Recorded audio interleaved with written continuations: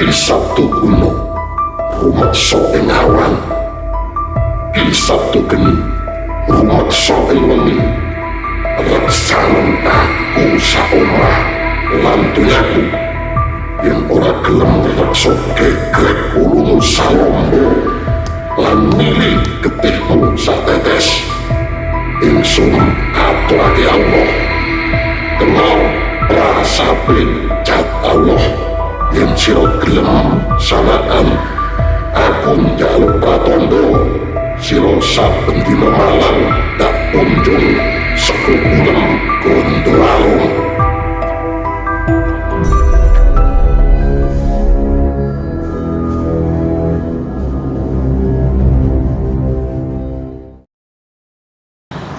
Bismillahirrahmanirrahim.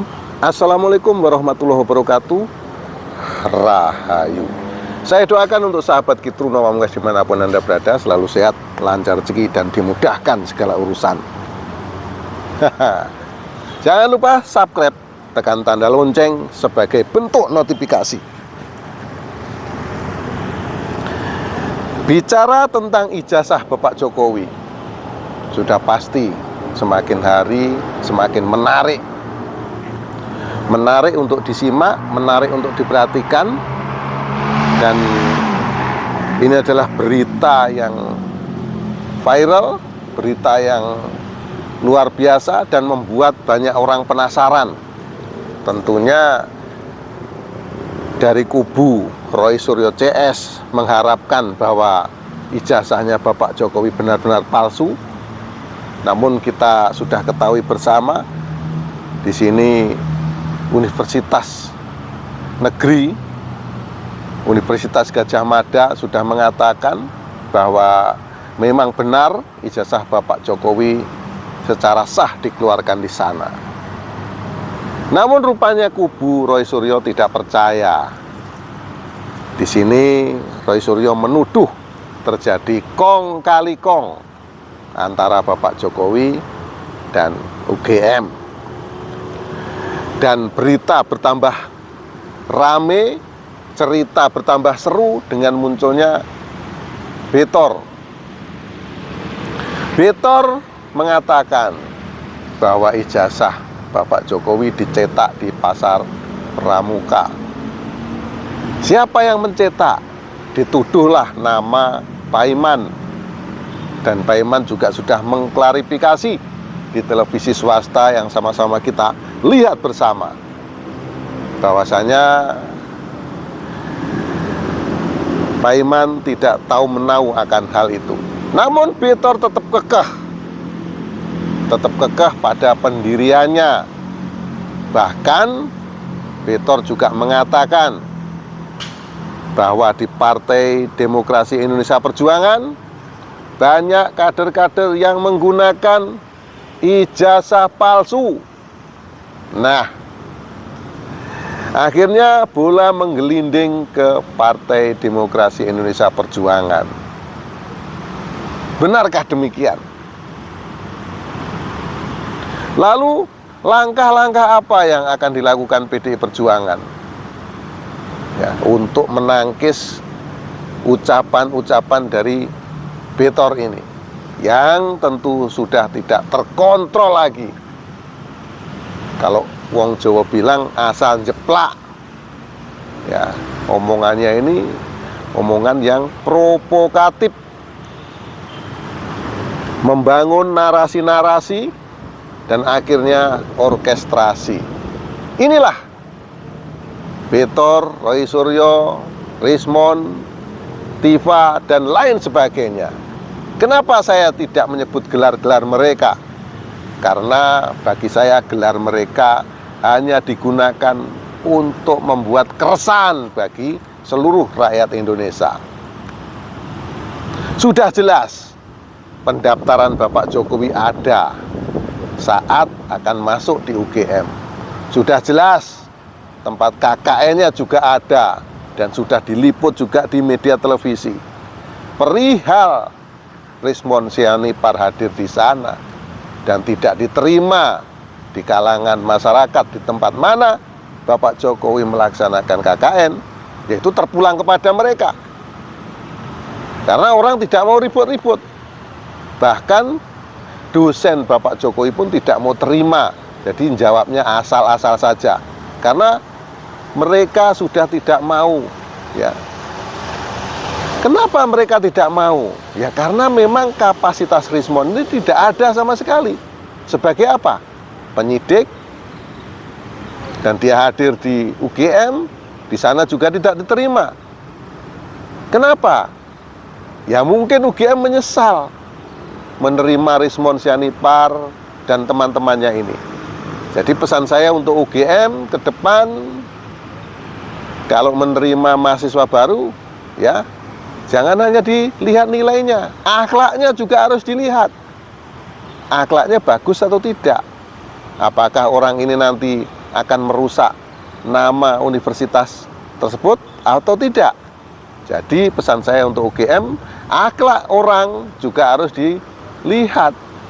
Ya, undang psikiater. Ya.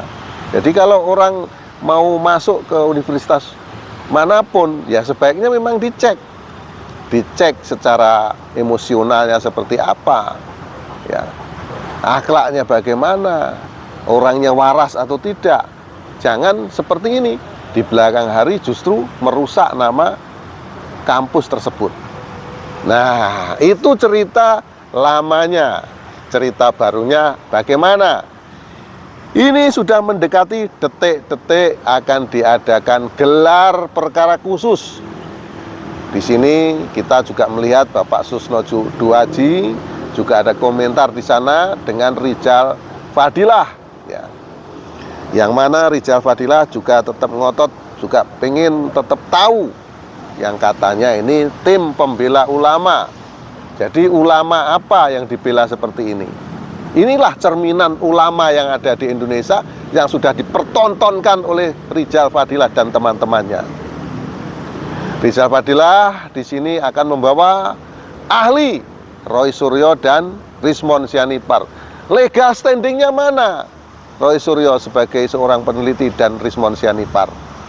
Apakah sah di negeri ini sebagai seorang peneliti, ataukah hanya sebagai pengaco, menghasut, dan juga mencemarkan nama baik orang? Yang diteliti apa, sumbernya dari mana, dan bagaimana? Justru inilah yang akan menjadi senjata bagi pengadilan nanti untuk menjerat Roy Suryo dan teman-temannya, serta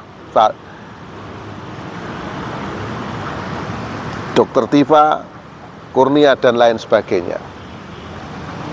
Pada kesempatan kali ini, kenapa dinyatakan gelar khusus? Karena ini menyangkut VVIP, yaitu eksklusif. Karena apa? Karena yang bersangkutan adalah mantan Presiden Republik Indonesia. Memang berita Bapak Jokowi sangat menarik. Karena apa? Karena memang Bapak Jokowi memiliki kesaktian, ya, memiliki energi spiritual yang sangat kuat, sehingga banyak orang yang silau melihatnya, banyak orang yang iri dengki melihat keberadaan Bapak Jokowi, bahkan sampai keluarganya pun terkait dengan ini semua. Oke sahabat, saya sangat yakin bahwa gelar perkara ini juga tidak akan menyelesaikan masalah. Karena apa? Karena memang kebenarannya adalah ijazah tersebut memang dicetak oleh UGM. Dan inilah yang menjadikan Rizal Fadilah tidak mau terima dengan kondisi ini. Dia akan tetap ngotot bahwa ijazah Bapak Jokowi palsu. Jadi teman-teman, apapun yang disampaikan, baik yang disampaikan oleh kepolisian, oleh UGM, mengenai keabsahan dan keaslian ijazah Bapak Jokowi ini, Rizal Fadilah dan teman-temannya tidak akan percaya. Inilah cerminan pembela ulama. Inilah cerminan ulama yang ada di Indonesia. Semua nama sudah dicatut oleh mereka. Dan akhirnya apa? Merusak kredibilitas semua orang. Ya, seharusnya juga ulama-ulama ini tidak terima. Ya. Ulama mana yang dikriminalkan? Ya. Ini yang patut kita tanyakan. Dan berita yang terus mereka hembuskan ini, narasi-narasi yang terus mereka bangun ini, tentunya ada tujuan yang tidak baik. Tujuannya apa? Ingin mengganggu kinerja pemerintahan Bapak Prabowo Subianto. Agar apa? Agar gagal. Namun yang kita lihat di televisi juga sudah disiarkan, 82% di sini menanggapi positif atas kinerja Bapak Prabowo Gibran.